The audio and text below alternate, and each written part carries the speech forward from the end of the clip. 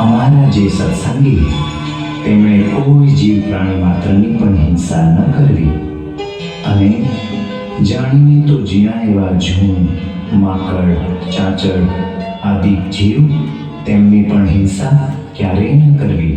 અરે તમને ખબર છે આ જ નિર્દોષ જીવ પ્રાણી માત્ર કે જેને તમે માર્યા છે એ બધા મર્યા પછી તમને જ નડવા આવશે. હું કીધું? હું વાત કરો છો ભાભી તમે?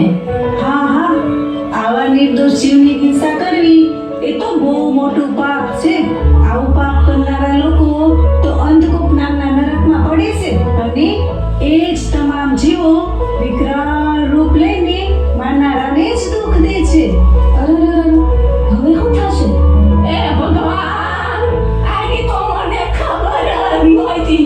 લે હવે શું થાય?